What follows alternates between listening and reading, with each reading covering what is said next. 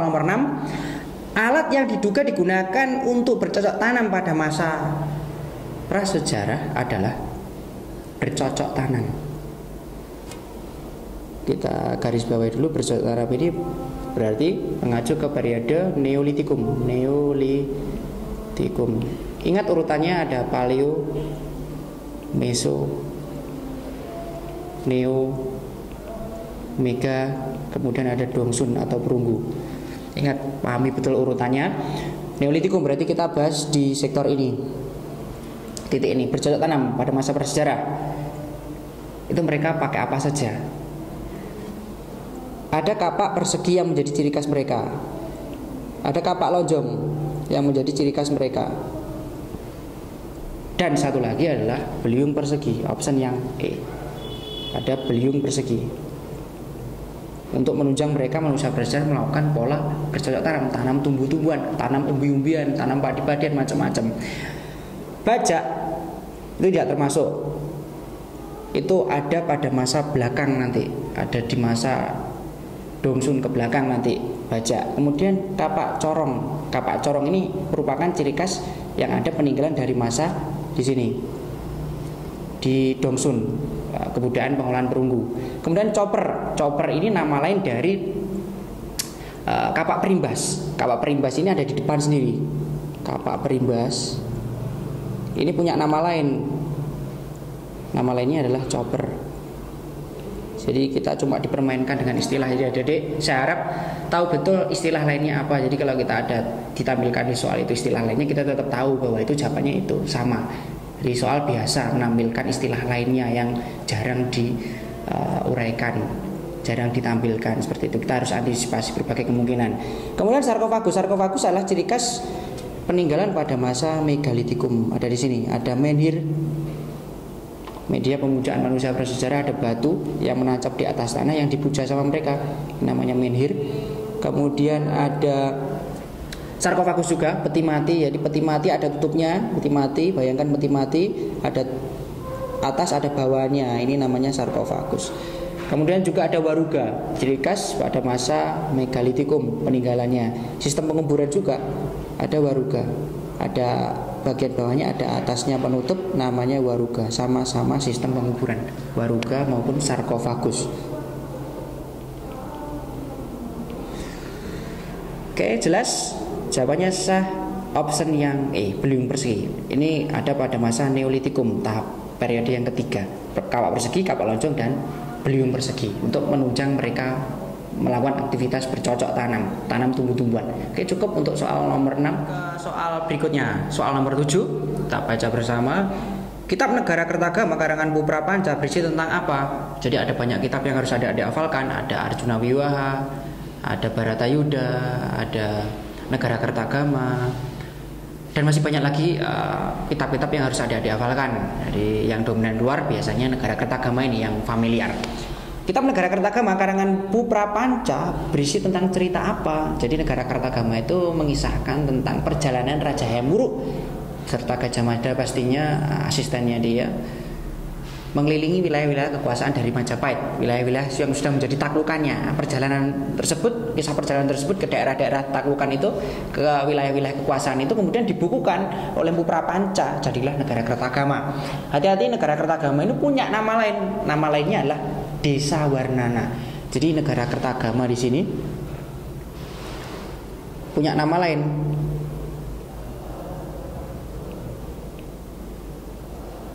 Punya nama lain, nama lainnya apa? Desa Warnana. Jaga-jaga nanti kalau adik-adik ketemu soal ini dan ditampilkan di soal nanti oleh tim pembuat soal Desa Warnana, tetap kita tahu bahwa Desa Warnana itu sama artinya dengan Negara Kertagama.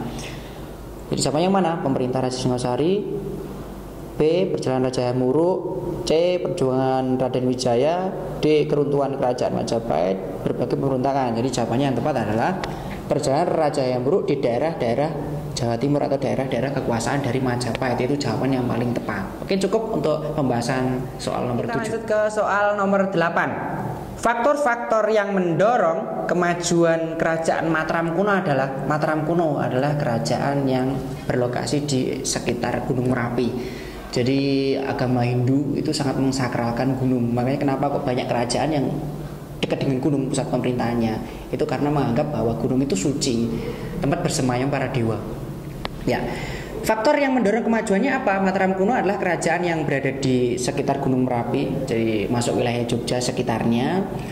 Banyak peninggalan Mataram kuno di situ. Kerajaan ini yang perlu digarisbawahi adalah punya 2 dinasti. Dalam satu kerajaan ada 2 dinasti. Mataram kuno.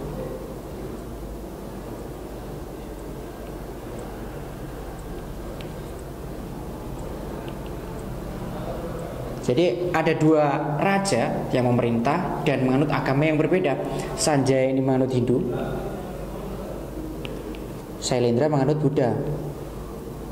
Peninggalannya nanti karya yang monumental dari Sanjaya, nanti yang dinasti kerajaan Mataram kuno yang menganut agama Hindu, nanti peninggalannya adalah Candi Prambanan. Sedangkan peninggalan dari dinasti Sailendra yang menganut agama Buddha dari kerajaan Mataram kuno tersebut adalah Candi Borobudur. Itu karya yang paling besar utama dari 2 dinasti ini. Jadi dalam Mataram kuno ini rukun-rukun saja, tidak terjadi cekcok. Mereka cenderung damai, rukun, sampai nanti akhir endingnya nanti happy ending. Jadi anak dari Sanjaya nanti dinikahkan dengan anaknya Sailendra. Ada Rakai Pikatan dan satu lagi ada Pramodawardhani.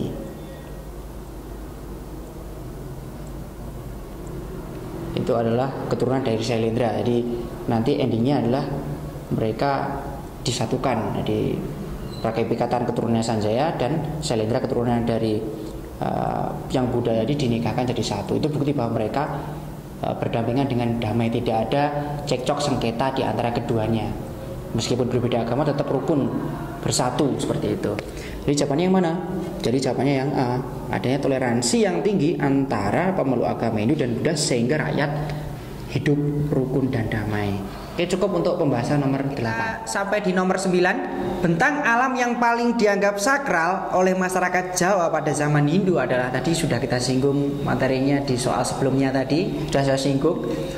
Bentang alamnya apa yang dimaksud? Ada sungai, ada gunung, ada lautan, ada hutan, ada dataran rendah. Yang paling tepat yang mana? Yang paling tepat gampang sekali yang B, gunung. Gunung itu tempat sakral. Gunung tempat sakral. Tempat bersemayamnya para dewa di situ semua. Tempat suci.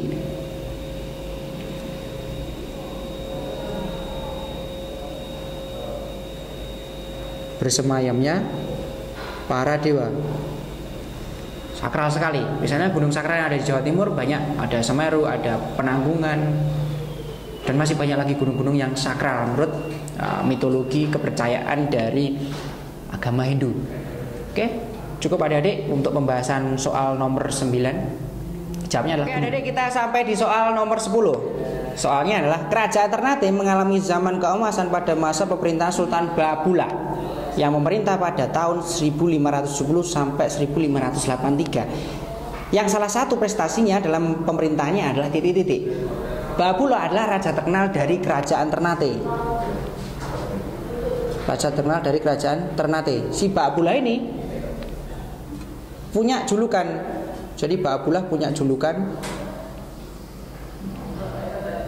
Raja dari 72 pulau. Raja dari 72 pulau.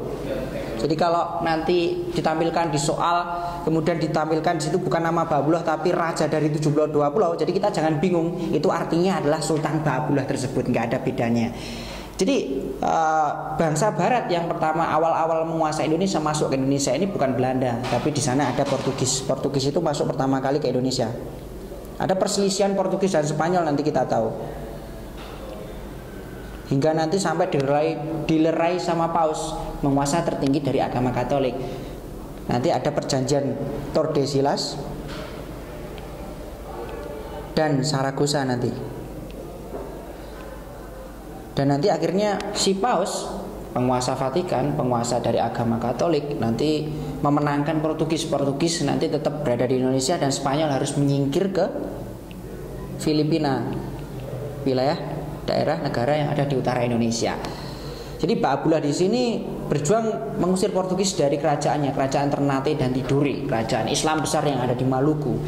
Yang sebelumnya si Portugis di sini bahkan membunuh Sultan Hairun, raja dari Sultan Ternate, sempat dibunuh.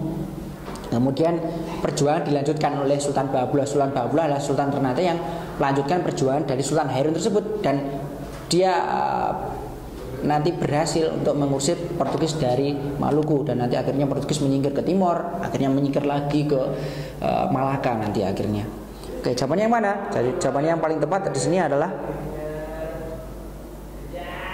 option yang C, mampu mengusir Portugis dari Maluku sehingga Ternate terbebas dari cengkraman penjajahan. Jadi itu jawaban